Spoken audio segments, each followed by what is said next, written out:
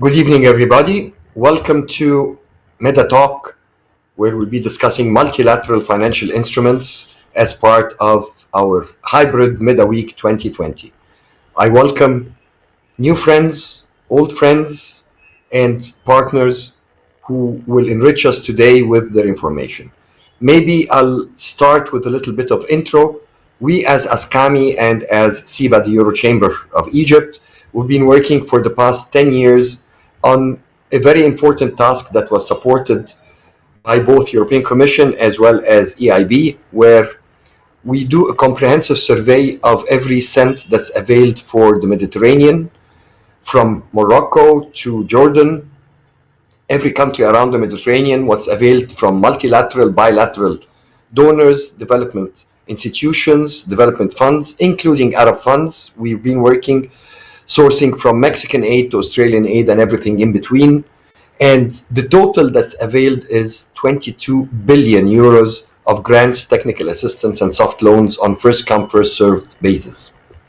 This annual survey, is availed on the website of ASCAMI, where anybody who's interested can download.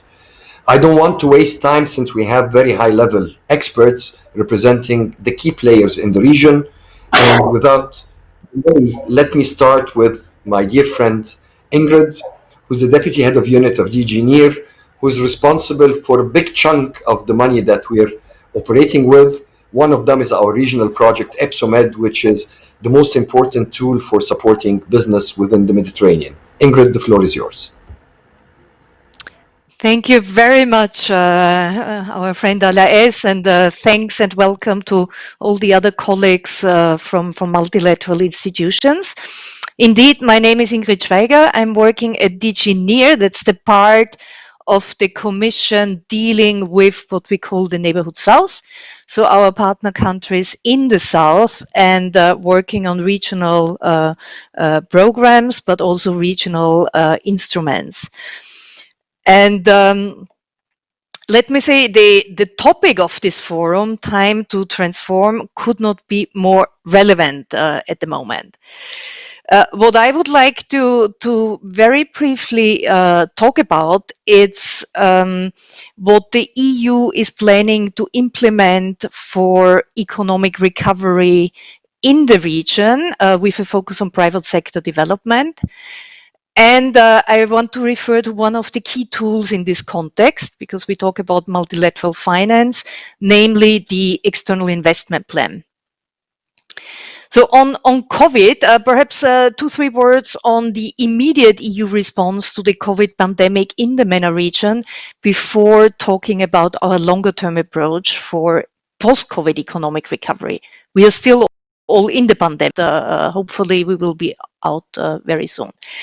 So the EU immediate response was really support to partner countries in coping with the emergency health needs, but also to mitigate the social impact of the pandemic through grants, urgent health equipment, creating more fiscal space, but also private sector support to address especially the liquidity and the financial situation.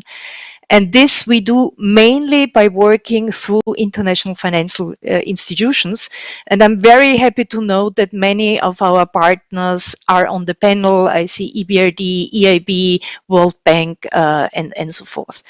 In other words, private sector support was very much part already of our immediate response. Now, beyond, there's of course the longer term perspective. And let me say a few words about also the policy context on this. We are on the 18th of November. In a few days from now, we will celebrate the 25th anniversary of the Barcelona process. And this has really put the Southern Mediterranean at the core of our relation. And it's a very good opportunity to reflect on the challenges, opportunities, and to renew our partnership with a new strategy. And our Commissioner Vacheli will launch the preparation of a new communication on the Southern Neighborhood, and with economic recovery and investment as a key part of that endeavor. In parallel, we also will start the preparation of what we call the multi-annual programming, so the next 7 years under a new instrument. And all this will help us to underpin the new partnership with the South, also with the new funds under NDG and the new priorities. Now, a few words on the approach. So the longer term approach to the post-COVID economic recovery. We aim to support our partners in tackling the huge challenges of the COVID pandemic, but also the rising inequalities, the employment questions, climate change. So it's a very broad spectrum of challenges we have. And for this, we intend to build on the external dimension of the priorities of our Commission, such as the Green Deal, opportunities created by the digital transition, and a third priority, an economy that works for people.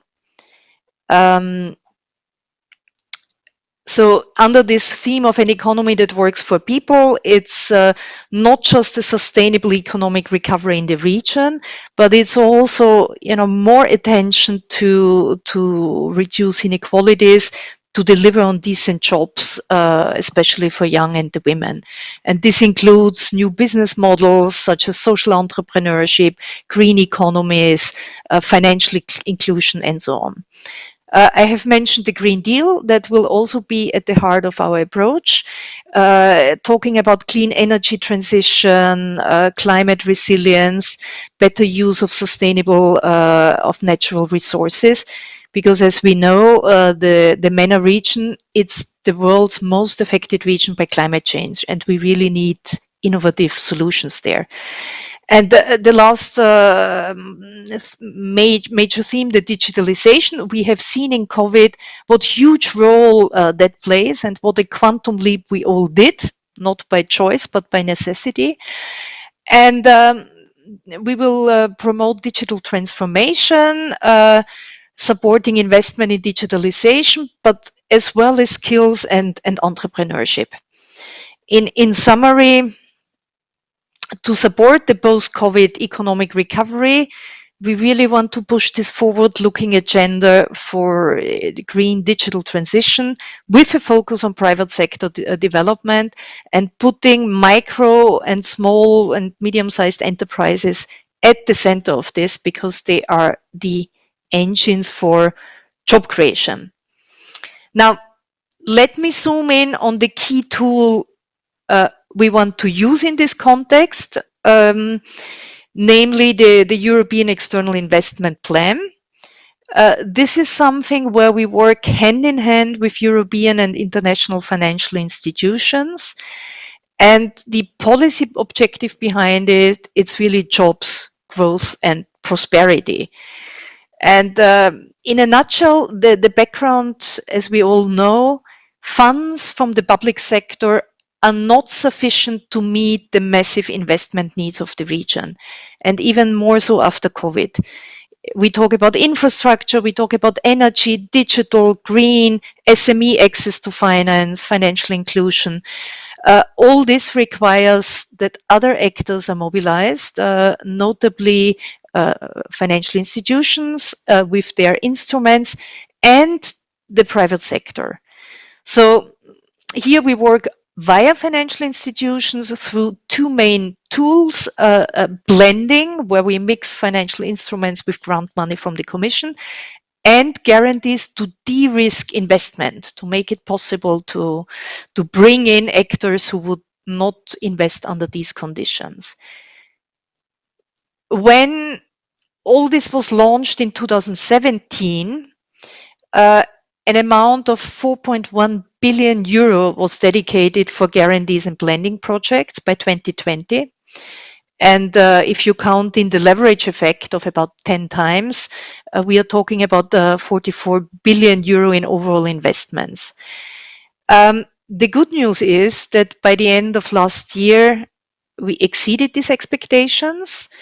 The neighborhood has accounted for a large share of the approved projects. And for example, recently during the Finance in Common Summit, a package worth 990 million euro was signed with partner financial institutions. So we think it's really a very powerful tool. Now, let me conclude on the topic time to transform, because that's the theme of this session.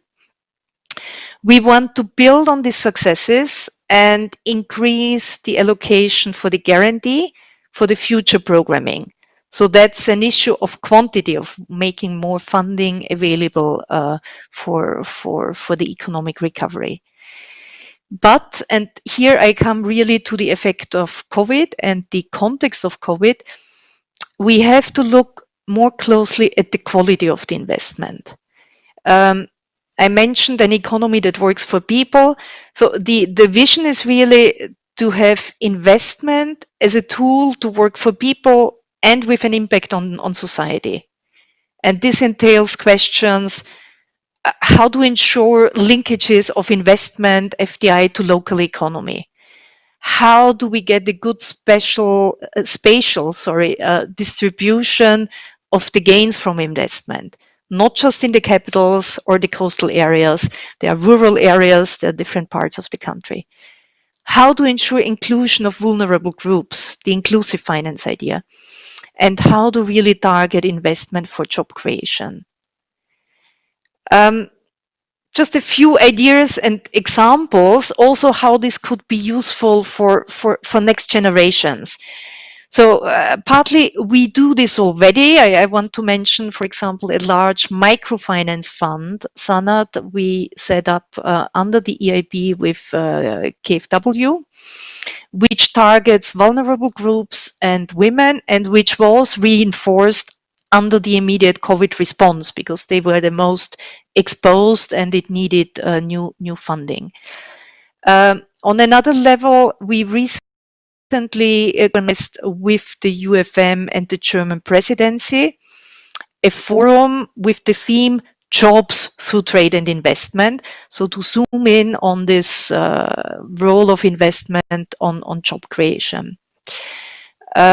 We have launched a regional trade and investment package. So these are regional programs where, for example, we work with the OECD to also have a strong public-private sector dialogue on sustainable investment policies, or to work with the ILO to look at the nexus between investment policies and employment policies, to bring this dimension into the policy debate. It also means to enlarge to new actors, working with the social and green economies. And in this context, we are launching a study on impact investors, so bringing in new actors also. And use the opportunities from digital for startups, the role of startups and incubators. We have, for example, an initiative with Next Society on this. So these are different examples. The role of the private sector is key. And there I want to come back to what was said in the introduction, the importance also of networks, of business organizations such as EPSOMET to bring the different actors together. So, as a final word, let's use the pandemic not only as a threat, but also as an opportunity to build back better. I'll stop here and thank you very much for your attention.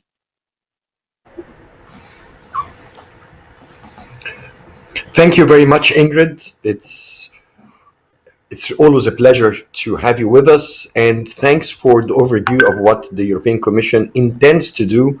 And let me assure you that we're always catering to the needy, not the greedy, and we always look at gender. I think you noted that in most of our activities, we have almost 50% gender balance within our projects, not to mention youth. And mentioning the external investment plan, we have done in Egypt, Tunisia, Jordan promotional activities for it, because the problem is not finance, but as probably will be mentioned by all our distinguished speakers, is finance, to know where it is and how to access it. That's the most important part, not just availing the finance. And we're looking forward to the new programming period, and we hope that we do more blending. We're already blending between regional, cross-border, as well as bilateral programs of the European Commission with member states as well as other multilaterals. So I think we're moving in the same spirit, and our aim by the end of the day is creating jobs and learning from the pandemic. We see actually opportunities that were brought up by the pandemic, and we try to cater to the needs that are coming out of it. Now we move to, the whole world knows the World Bank and the IMF. The business community deals with one specific element of the World Bank, which is the International Finance Corporation. And we used to say in business that if you get a $1 loan from IFC, then money pours on you from all multilateral, bilateral, even commercial banks, because they're the most stringent in evaluating projects. They're the best in that.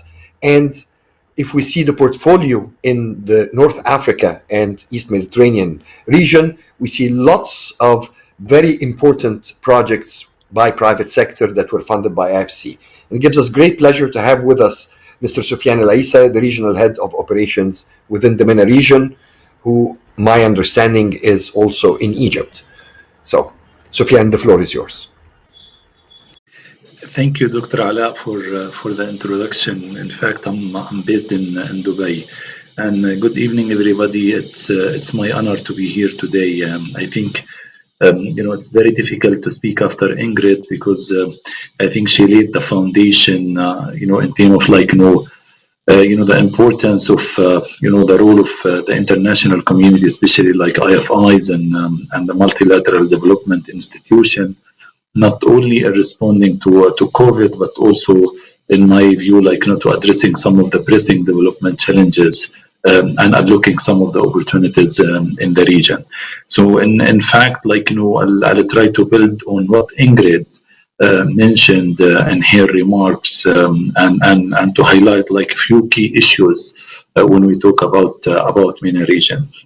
And I think indeed it is very timely to talk about the role of IFIs and development institutions given COVID crisis, but we are talking also about a region that was coupled also with other challenges. To start with, low oil prices, but also the pressing development challenges, including the issue of jobs, where we are in MENA region need to generate or to create around 300 million jobs between 2020 and 2050s.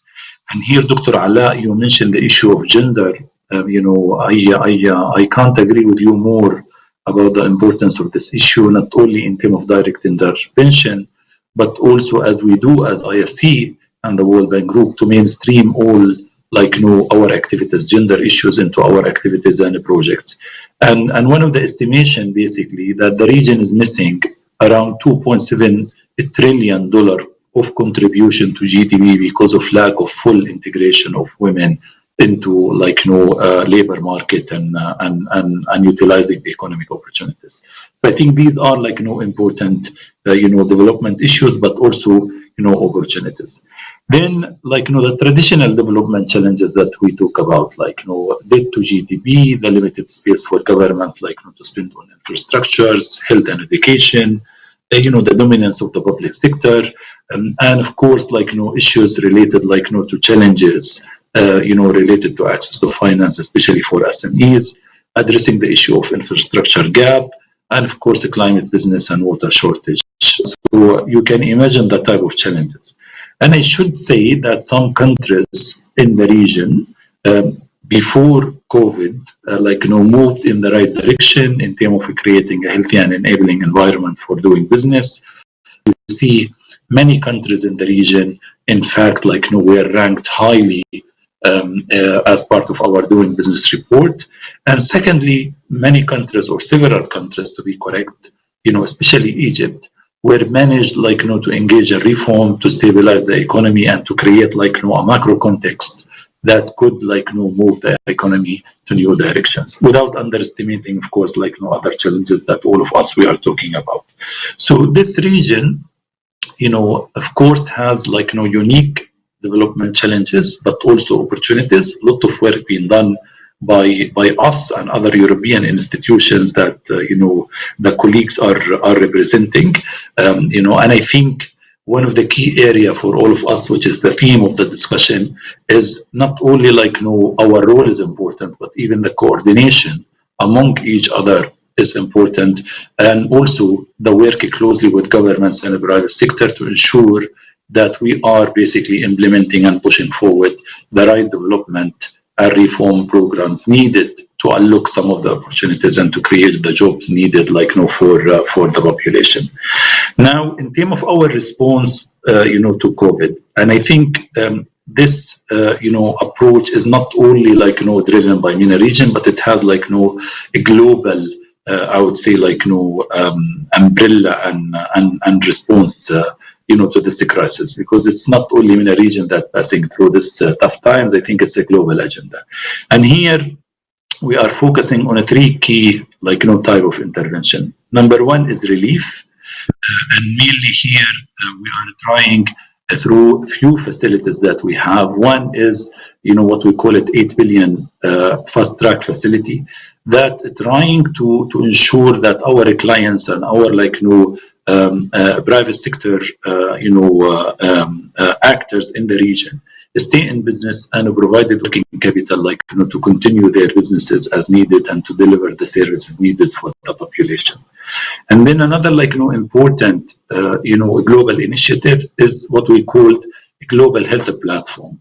It's a 4 billion platform that mainly targeting the health sectors and focusing on the whole supply chain of the whole sector, especially in the context of COVID. And of course, the issue of advisory services that we do to help many of our clients, especially financial institutions, in doing stress testing, improving their financial management to cope with the current crisis. In this context, we managed to book, as of September 2020, around 1.4 or 1.5 billion dollars in Africa and MENA region as part of this fast track facility, mainly to provide a working capital for our clients to cope with the current situation. And then the second part is basically the restructuring. And here we talk about a lot of reform, helping countries, helping clients, to engage in the reform and the policy dialogue needed to cope with the current situation. Because let's face it, we have the development challenges before, we have the macro and private sector context in the region. The reality, the new normal, which is COVID era, that also changed the rule of the game. And here also I'll highlight a few things as Ingrid mentioned about going forward. So it needs a lot of more of policy response, that need to be implemented by government with the help of IFI and development institutions to facilitate that. So the restructuring part is really focusing on these important issues. And then the third part of our intervention is around recovery. And recovery, as Ingrid mentioned, I think it's the important slogan for all IFIs, to build back better.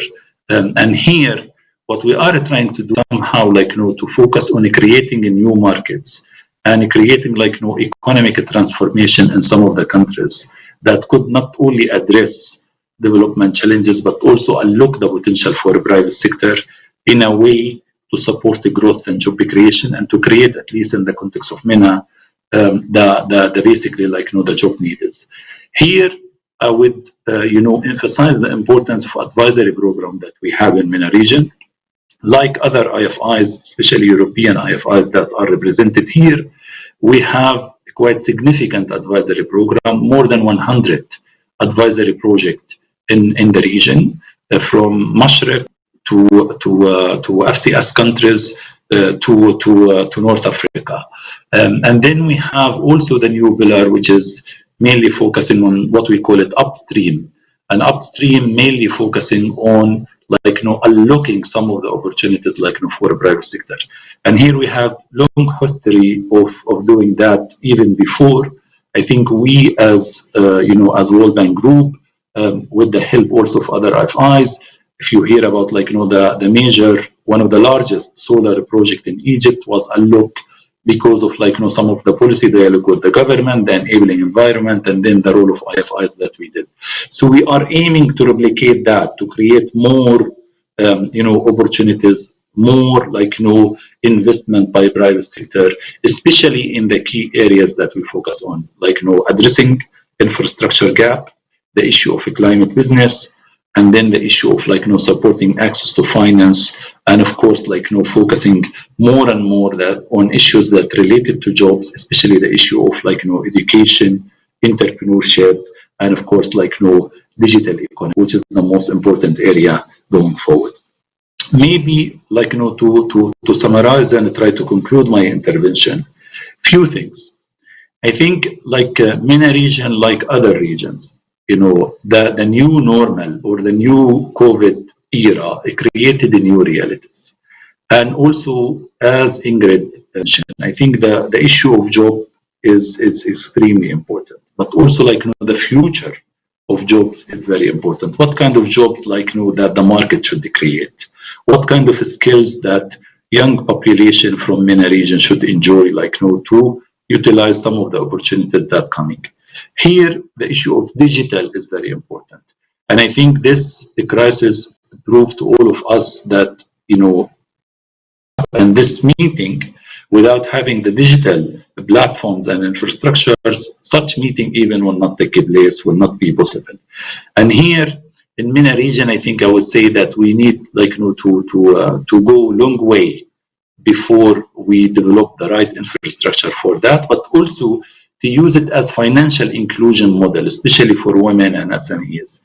And here, just to say that only 8% of SMEs, they are active or they have online platforms that they have it, whether for marketing or for selling, compared to maybe 20-30% in other developing countries. And of course, in part one countries, the percentage is much higher. And the last point I would emphasize that more and more, despite all the effort, that we need really to emphasize the issue of investment climate and creating a healthy and enabling environment for the private sector. As government's space is very limited, and as I mentioned, debt to GDP basically is very high in many of the countries. So I think while we are unfortunately with all the lockdown, the impact of COVID that we have, and despite our response as IFIs and government response, I think this crisis is one of the most difficult one that all regions are dealing with. This economy supposed to be contracted by almost 5.7%, which never happened in the region in any crisis before. So my hope that with the programs that governments, IFIs, and development finance institution are doing, and hopefully this effort will be coordinated to transform this crisis into opportunity, and this opportunity to be around job, about financial inclusion, and about more important role and opportunities for women as a main source for supporting the bulk of the economy, which is microfinance and SMEs. Back to you.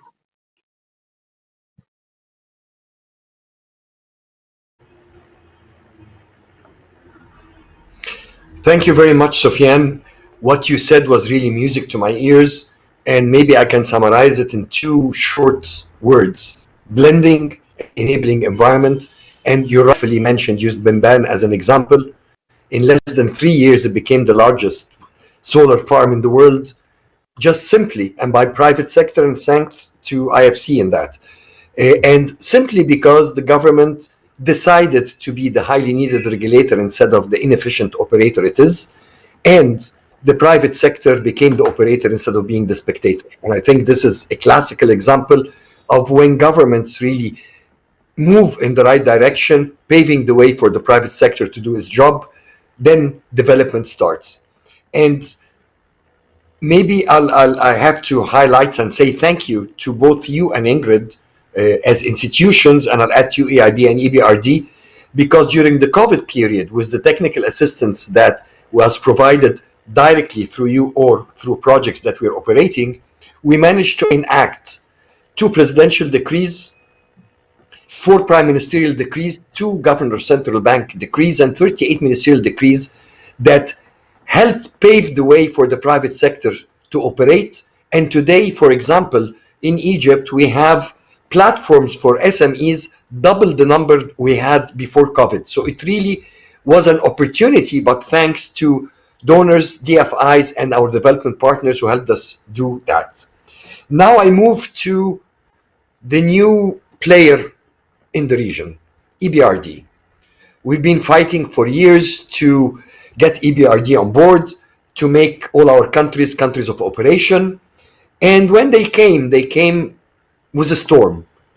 Though the amount of loans is not huge, but blending with technical assistance and grants to support these loans, I think they're the best in that domain. And that's a fact I've seen not only in Egypt, I've seen all around the Mediterranean. I can speak wearing my ASCAMI hat as executive board member, where I speak on behalf of the Mediterranean region. And it gives us great pleasure to move across the Mediterranean from east to west and to have with us Maria Alexandra, the director of EBRD in Morocco. So let's see what EBRD is doing in Morocco and regionally. The floor is yours. Thank you very much, and thank you for the invitation. I hope you hear me very well. Indeed, we are the last IFI in the region, but I may contradict a bit what you just said. We have been extremely active since we've been there in the region for the last 6 years, since 2012. As we have invested more than 13 billion in 5 countries. And indeed, our focus has been very much focused on the private sector. So I'm not going to repeat what my 2 colleagues has just said, as we are all very much aligned with what has been said. I think one of the distinctions that we have as EBRD is indeed that we are the last kid on the block. We just arrived in 2012 in the region, but we were asked to support the private sector, and to tackle regional disparities, issues faced by the large young population, gender inequalities as well. So we've been very, very much active in tackling those issues and also understanding the political economy and encouraging structural economic reforms. So I'm going to be very practical here, given the current situation. Our COVID-19 response has been extremely fast, practical, and responsive to our clients' needs. So basically, on the 13th of March, as soon as the pandemic was announced on the continent, we've said that we are ready to provide support of up to 21 billion euros to our countries until for 2020 and for 2021. And so this has been really a very important response that we've designed to both provide liquidity support to our existing clients for up to 4 billion euros in terms of short-term liquidity or working capital needs, and that has been proven that extremely needed, and we've deployed a lot actually in the region on that. The second response that we've made under the solidarity package is this vital infrastructure support program, where basically we were answering to funding to the funding needs for essential public investments. A third response that we've made is to increase significantly trade facilitation program basically meaning that we enlarge financing to protect channels of commerce. And we saw that there was a very, and we still see actually that there is strong needs to support imports and exports from our clients to the international markets. And my colleague from the IFC also mentioned policy advice, and this is extremely important. EBRD provides, both financing, but also policy dialogue and policy advice with the governments to make sure that we contribute together with other IFIs to improve the business climate and the investments climate. And so we've been providing, rapid, high quality and practical advice, policy advice to governments on specific niche, given the COVID needs. And finally, one of our response has been really to focus on the support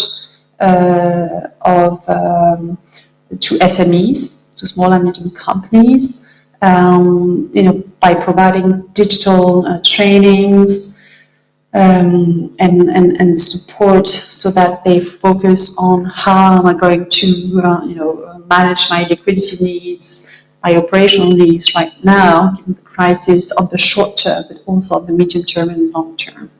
So that was that is our response, and basically how it has been translated is the region, what we call CEMED, or the MENA region, which is the largest region of operation of the bank, has been one of the largest beneficiaries of the bank's solidarity package, with more than 1 billion euros deployed so far, both through banks, but also through state-owned companies and trade facilitation, and as well SME corporate support, SME and corporate support financing and restructuring, obviously. So that has been our response, and we're going to deploy this as well in the next few months. But taking both short-term view, but as well as a long-term view, given the current circumstances. So as it was said before, to build back better our country's economies. Thank you. Thank you very much, Alexandra. And maybe you misunderstood what I meant. I'll switch hats. I am also a first Undersecretary of State. It was me who was fighting to make Egypt a country of operation. And TPME-ETI is a very different type of IFI, simply because of the amount of blending of technical assistance that's being provided, as well as going down to earth, working at the level of SMEs more than any other DFI that's working in the whole region. And you've been partners in the past 6 years. Yes, that's right. Almost all that's right. initiatives. Yeah. And your regional director, who's based always in Egypt, has always been a partner with us in all our activities.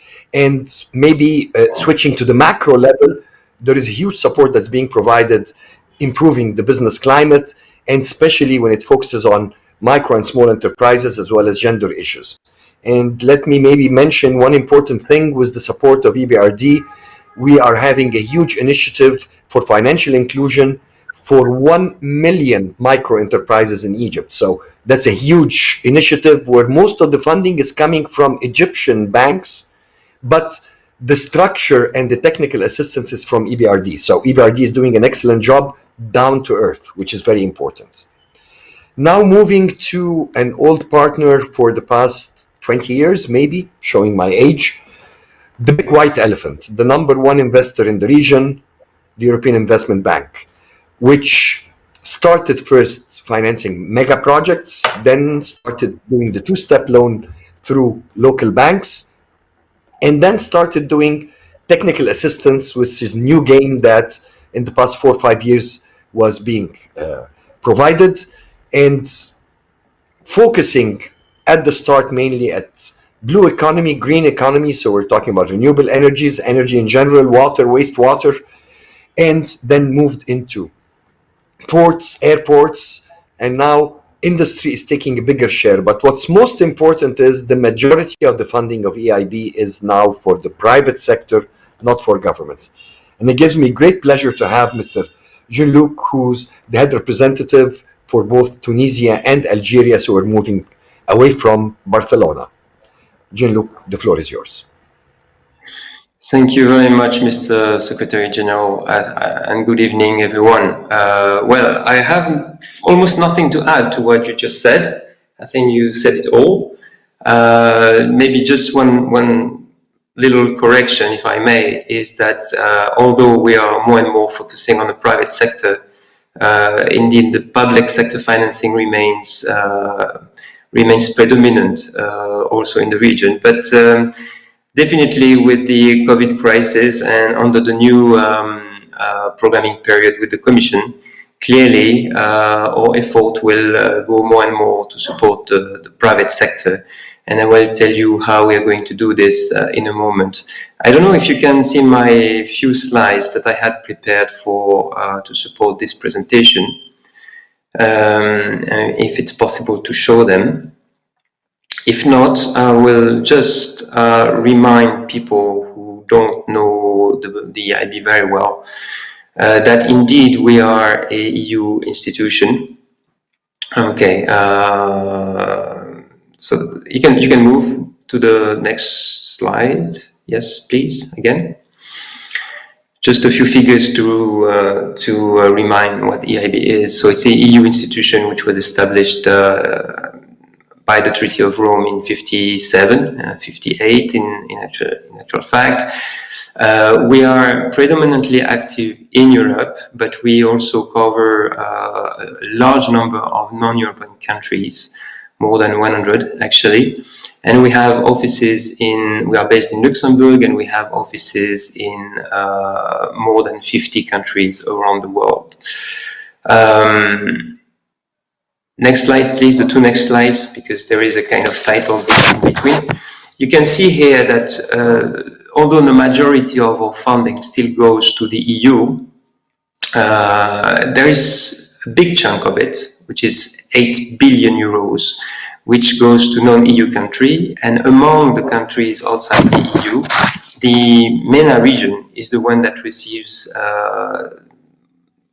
the most of our funding, with more than 2.3 billion euros last year. And one of the first focus of our activity here is, as indicated in the right, private sector development. And this is more and more the case, actually. It's true that in the past, EIB was financing public sector infrastructure. But now, clearly, especially in light of the limited borrowing capacity of most countries in the region, and the increasing need for basic infrastructure for growth and employment, the involvement of the private sector is becoming a necessity. So, how can we support the private sector? Can you move to the next two slides, please? We have a number of instruments which we have been using in the past and which we are developing now in light of the dire and difficult situation in the region, in cooperation with the European Commission for most of it, and together with the other IFIs. I mean, you have probably heard of this Team Europe initiative that was launched in the context of the COVID crisis. And clearly, EIB is also trying to support private sector stakeholders in the context of the Team Europe initiative through three different types of instruments. The first one is for small businesses through intermediaries, and I will say just a word on this in a moment. The second one is direct financing of large companies of the region, of the MENA countries, and we have a few which have been doing great in the last years and need definitely our support currently. And the third one is to try to attract private sector investors to build large infrastructure through PPPs and project finance deals.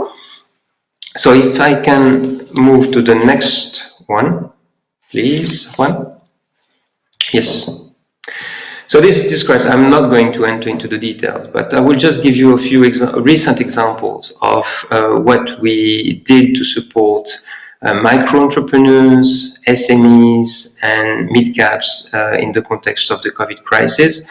I mean, this was one of our most important response, together with the financing of the health sector on the public side. It was really to offer financial intermediaries, which include microfinance institutions, commercial banks, public banks as well, and private equity funds, or support. And we have done that in a number of countries across the region. We have signed in Morocco with microfinance institutions, Alamana. We have signed in Lebanon with Vitas. At the end of last year, just before the COVID crisis, we made a large loan also to ENDA, which is a large microfinance institution in Tunisia. And also we have extended very large credit lines to banks, 200 million to Crédit Agricole in Morocco, but also 800 million to the National Bank of Egypt, to reach SMEs. That's very important to reach SMEs all over the countries, in all regions, and not only in on the coast or in big cities. So we're doing a particular effort to basically oblige the banks to reach non-served clients through these loans.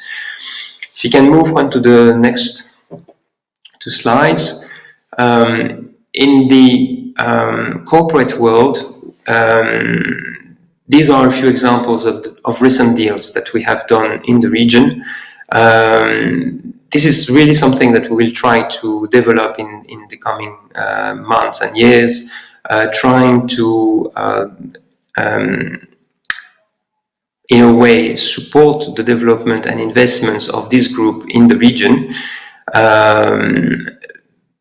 Preferably by providing loans in euro, because unfortunately we have very scarce access to local currency, or when it's not possible, work with commercial banks as an intermediary to provide local currency funding to these groups. So we will be able to support these groups with big tickets, a large amount of money, and obviously loan maturities like we have done in the past at relatively low interest rates, in order to help these groups to go through the difficult times.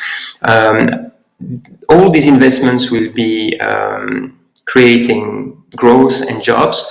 Just to take one example, One Tech in Tunisia. This operation, which was concluded a few years ago, created more than 700 jobs here in Tunisia.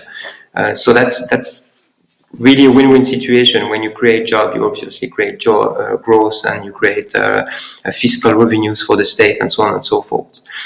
And finally, if I can end this short presentation, moving to the next slides, please. We should not forget, obviously, the big projects, and IFC was mentioning them already. These are two examples of large projects that we have financed recently, one in Tunisia, the other one in Jordan. But it seems to me that these projects will represent a large share of our activity in the coming years, precisely because the public sector will not be able to afford financing and building this project. The involvement of the private sector will be even more necessary.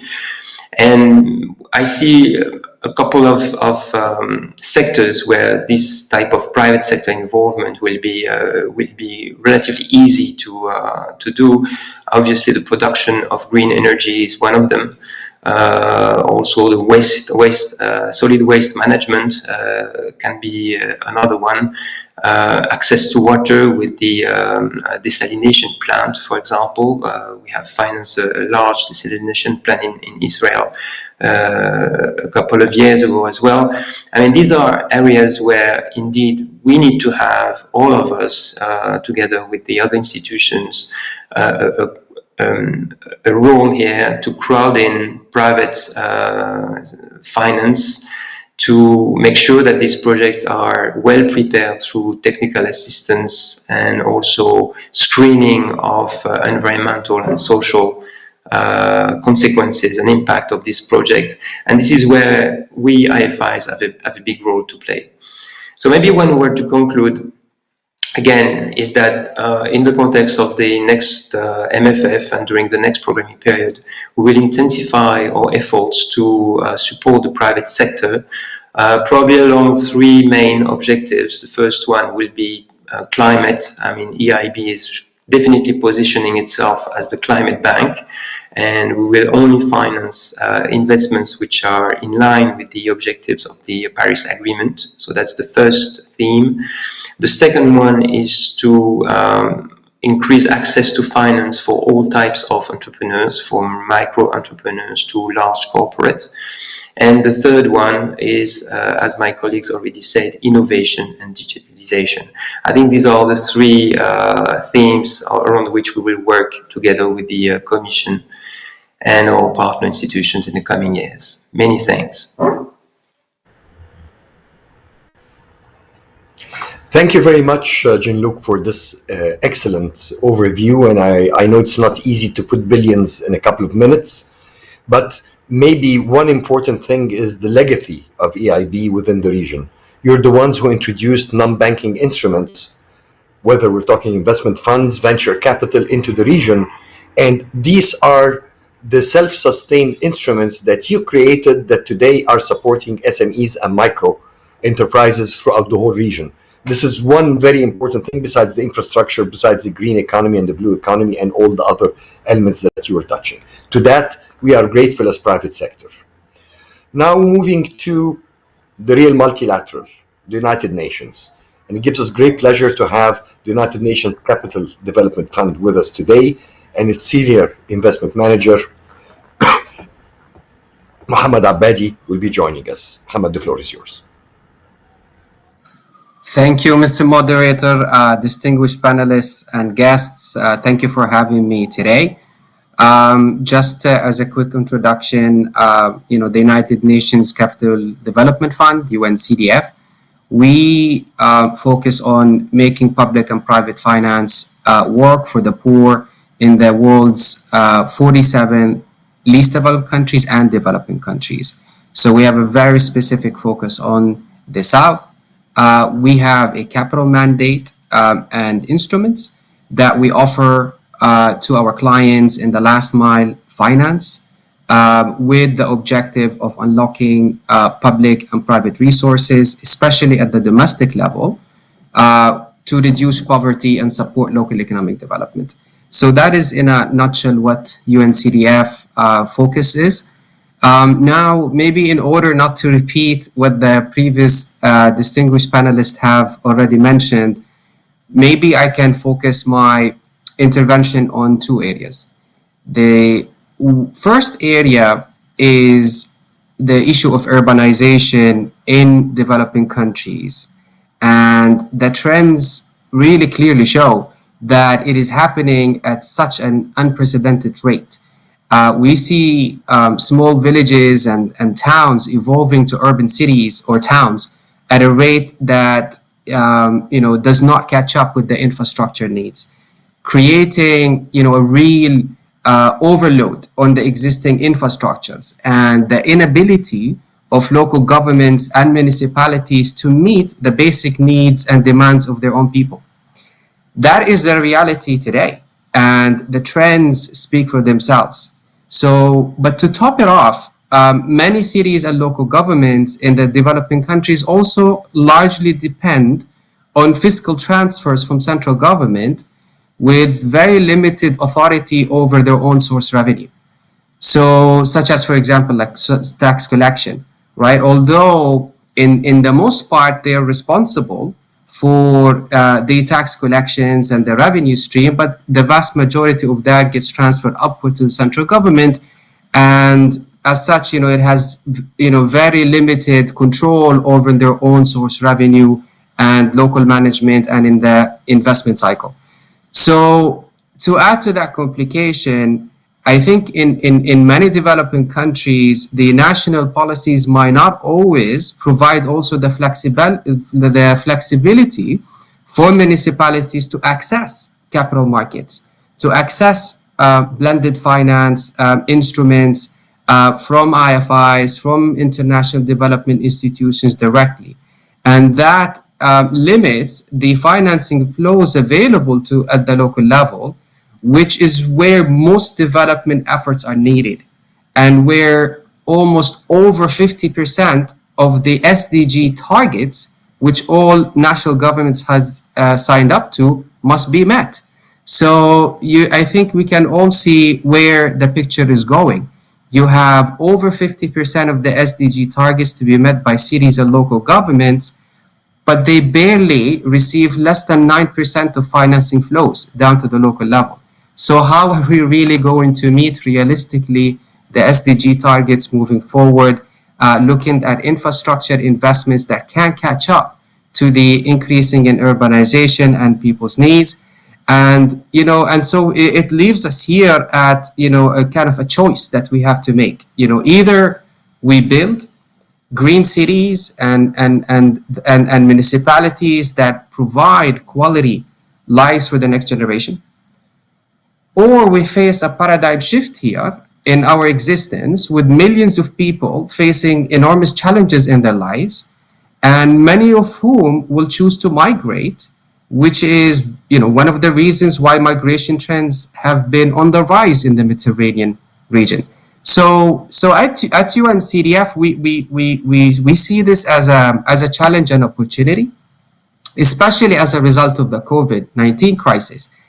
And it was very evident that local governments and cities were in the front line of the emergency response, and the role that they had to play in the preparations, in the mitigations and rebuilding became very center point.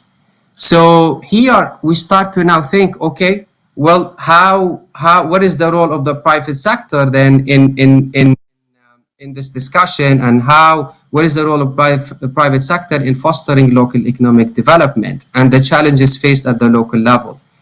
I think we all have, agree that the private sector is the backbone of all developing countries, if we put it this way. But such a role cannot be looked at in isolation, because, in my view, if we want a systematic approach to, inclusive and sustainable development, for the people within the local territories where they live, we must create an ecosystem where both local officials, local planning, investment bodies are working together with the private sector entrepreneurs, women and youth in a coordinated way to transform economies and investments in productive capacities. I mean, not every growth is meaningful growth, and not every investment is a meaningful investment. For growth and investments to have an impact on people, they have to be transformative and sustainable. So, so what is the UNCDF approach? I mean, our Center of Excellence for Local Development Finance and Local Government Finance has an award-winning dual key approach, investing with impact, where we work with, through our various programs in the countries where we operate, using our financing tools and instruments with cities and the private sector to kind of tackle three fronts. First, we work on systematically identifying and encouraging productive and catalytic investments in the developing countries. The second is how we can strengthen the SME sector to make them bankable and investment ready. And the third is how can we support to unlock the domestic finance as well as international commercial finance for public and private investments that are revenue generating, but at the same time have a transformative impact and measurable impact on the local economy, such as on climate change, women's economic empowerment, and resilience. To this, just a quick note, we have launched the Women's Economic Empowerment Index as an example, which is an instrument. It's a tool that can be used for private or public investments that can measure the impact of that investment on women's economic empowerment. It's one of our flagship measurement tools, just to show an example. But putting this in practice, how do we operate? We support local partners to source the investments, to undertake full due diligence. We structure the investments. We assess the development impact and financial impact additionality and sustainability on each investment. Then we work with the partner to unlock additional finance flows to each investment through various blended finance instruments, including UNCDF-owned grants, reimbursable grants, loans, or guarantees. And we support then the investment in the implementation phase and then advise on the performance and impact measurement and reporting. That level of work is where UNCDF's strength is, where in the vast majority of the cases, there's a lot of revenue generating investments and pipeline of projects, but they're not at an investment ready stage for commercial financiers to even look at them.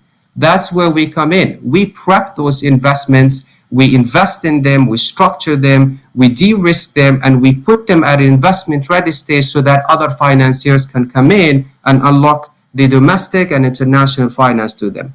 So on this, on this sphere, I also would like to kind of mention that, in order to support both the municipal finance as well as the SME finance, UNCDF has also entered into an agreement with a third-party fund manager for the creation of the first in the world international municipal investment fund called IMIF, which will provide debt instruments to cities and local governments for revenue-generating investments that are favorable to the conditions and realities of cities and local governments in developing countries. And similarly for the SMEs, we also have entered into another agreement with a third-party fund manager dedicated to SMEs that provides loans in the growth stage cycle of the SMEs growth, and it's also called BUILD. These are just few examples of additional financing, let's say, funds that UNCDF has partnered with to bring in that financing flows to the local levels, to SMEs, to municipalities, where most financiers are actually not going per se for many reasons related to capacity, the policy blockages, or the quality of the proposals on hand. So, in a summary, maybe I can finish by saying that look, the COVID-19 experiences clearly tells us that we need to build back better, and that's been shared by all the panelists. But we cannot build back better if we keep looking at each client in isolation. I mean, our efforts have to focus on bringing both actors together towards a kind of common local economic development approach that identifies capacity gaps in promotion of local economic development, that looks at economic analyses, on the planning cycle, on the investment cycle, the financing models, and other tools for public and private partners. It should focus on building national platforms so that the interventions being provided from development agencies and IFIs is not just investment by investment case, but we're actually there to help governments to build national platforms, national systems that can then operate on their own without the support of the United Nations or development partners in that sense.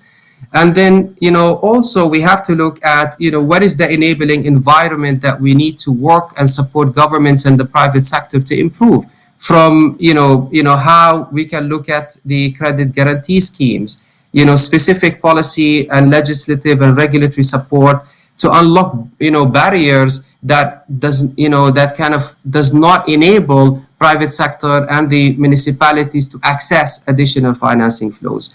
So thank you so much. I appreciate the time and to be part with you. And I also thank all the panelists for their amazing contribution. Thank you. Thank you very much, Mohammed, for this wonderful overview of one fund that I missed, but I don't think I'll miss it for long. We'll be nagging you as ASCAMI and as CBAN, Federation of Egyptian Chambers, and all our partner chambers all around the Mediterranean, where we will have to show you that it's not only governments who can get the job done, but the meso level, the business representative organizations can actually contribute a lot. And what we'll be seeking will be your know-how, your novel approaches, and we will be providing the funding from our own resources. So let's look forward to that. Now, last but not least, we move to a very important instrument within the Mediterranean. An instrument that bridges both shores of the Mediterranean, an instrument that's public-private partnership, and most important, it's an instrument that's demand-driven, that's people to people. D&I, cross-border cooperation, MED, which I'm proud to say that we as ASCAMI group, we have almost half the budget that's available for everybody in the 14 countries. And it gives us great pleasure to have our dear friend, Asmat Khirdash, the head of the eastern part of CBC. Asmat, the floor is yours. Thank you, Dr. Ala, and dear distinguished guests and ladies and gentlemen, good evening. First, I would like to thank on behalf of the Managing Authority and myself to thank for the invitation to be part in this imperative event. Also, I'd like to thank Ms. Ingrid because she just make the European and all the European efforts that has been done in the area and will be done in the near future. So I will go direct to save some time. I will go direct to my presentation, and if you allow me here, I would like to just to mention that the European Union in general is supporting its neighbors in either in the southern part or the eastern neighbors through different tools or instruments. And one of these tools is the European Neighborhood Instrument, which have different forms, either bilateral agreements or multilateral agreements or cross-border cooperation. And it is important here to mention that these instruments is actually the largest financial instrument by the European Union and used as a tool to support the neighbors in the different part in around the Europe. So here, please, next slide. Here, I will just concentrate in one, as I mentioned, one of biggest, largest funding programs within the cross-border cooperation, which is related to the Mediterranean basin, which is in order to support actions, projects to address common challenges in the basin that is interest for the two shores of the Mediterranean, the eastern side and the western side of the Mediterranean. The two largest programs were the ENPI program, which was the first programming period from 2007-2013, and we have now the current programming period for the 2014-2022. And these programs are bring together the territories or coastal territories of the 13 participating countries in order or in the view of fostering fair, equitable development on the both sides of the Mediterranean. The approach of these programs is working through calls of proposals, and these proposals will finance cooperation projects for a more competitive, innovative, and sustainable Mediterranean area. Next slide, please. For the first programming period, the project or the program, the ENI program has worked with more than 700 public and private actors from 13 participating countries, and it has financing more than about 95 projects.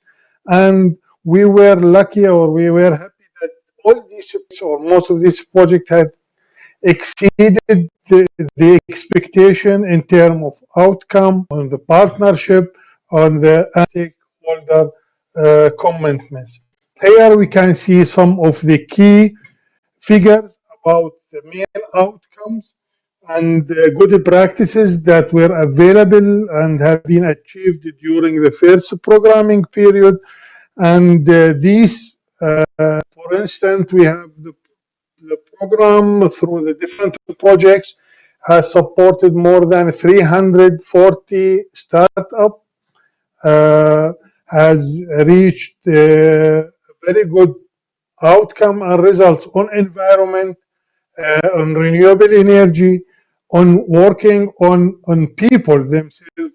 More than 35 people have been trained on different issues, and also on working on the climate change mitigation, waste management, integrated coastal zone management, as well as socio-economic issues. All these results and all these issues has a very high impact on the Mediterranean basin, on the results, and from these output, from these results, it has been built on it, and it has continued for the next programming period. In the next slide, please, I will just give a very brief example about one of these projects, or the main outcomes of this project. We have the program through the different projects have supported some SMEs, some companies, some entrepreneurs, support them to make the local brand to become as a producer. It is not just a subcontractor. They find some routes or the road, they pave the road for the globalization for their products, and this help especially the startup of the youth and the women in their projects, in their startups, to reach the global. Another example is the EDIL label. EDIL label is one of our projects that has produced a label or a platform to foster public and private dialogue in order to improve governance and to enhance investment, especially related to the policy and regulation to support the youth and women. Also, another further example is the Mediterranean diet, which is also, it has support to globalize the Mediterranean diet and to make it more competitive throughout the world, outside the program areas. All these examples from the ENPI has been gathered, has been let's say, organized in 4 thematic objectives for the next programming period. The next slide, please, which is the ENI program, which has next slide, please, cover the period of 2014-2020 with a total budget of 209 million euro. The next slide, please.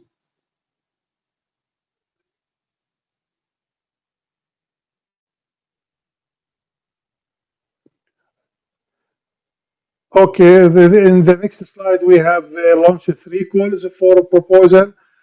Next slide, please. And under this program, we have financed more than 64 projects. And these 64 projects were worked very closely, especially with the youth and with the women. Next slide, please. I will give you some example.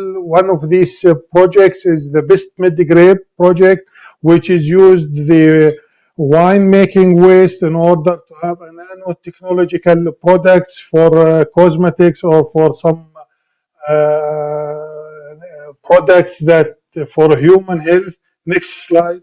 The next project is about the textile business, and this is help the textile sector SMEs to expand internationally inside and outside the Mediterranean area and to enhance crop creation. Next slide, please.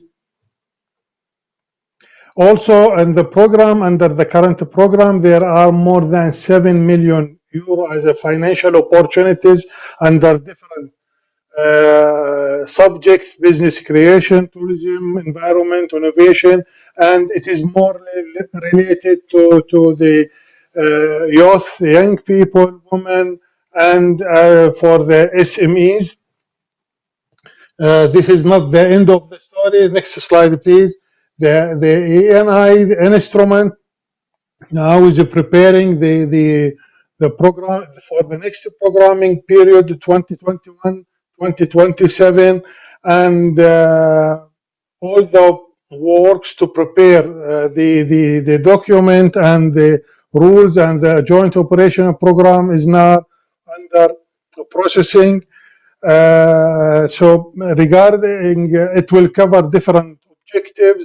Next slide, please. It will cover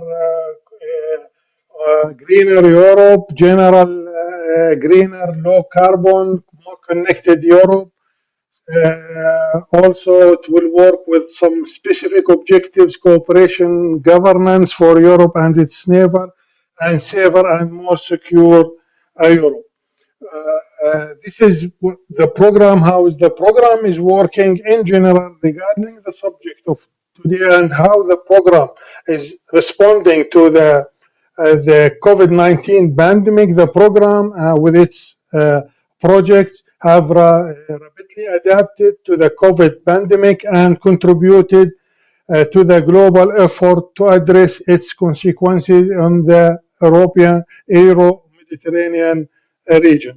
The first effort was done through the last call for a proposal, which is the capitalization call, where we enhance or encourage the project applicants to work on term of job creation and business and transition to carbon neutral economic and efficient delivery of social care services and to support the most of poor or vulnerable people. Also, the projects, they have some impact on the implementation, and so the managing authority also has prepared some information and issued some series of recommendations for a safe project implementation and to adopt any measures to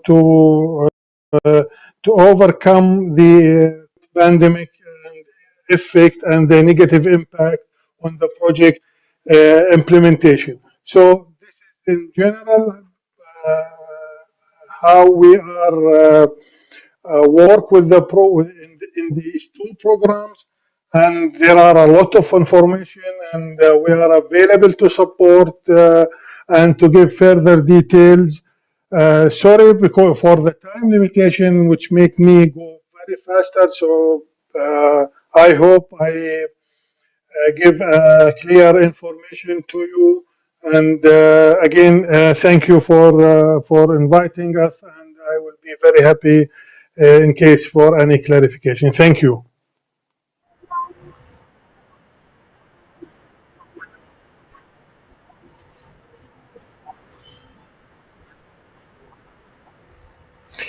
Thank you very much, Asmat, for this overview of EMPI CBC and ENI CBC MED, where a lot of initiatives have been created, a lot of partnerships have been created, and most important, long-lasting partnerships have been created. And I'm proud to say that 17 projects have become institutions that are self-sustained. And this, in my opinion, is the real success of CBC within the Mediterranean. Distinguished speakers, distinguished audience, ladies and gentlemen, unlike normal conferences where we can carry on speaking as much as we want, in these web-based conferences, they just cut us off. So closing, I would like to thank our speakers for being with us today. I would like to thank their institutions for the support they're providing for the Mediterranean. And last but not least, to thank the audience and the organizers, and to thank my Ascami for organizing the 14th MEDA Week, and looking forwards to seeing you all again in our new initiatives. Thank you all, and have a wonderful evening. Thank you very much. Thank you. Thank you. Thank you too. Thank you, Dr. Ala.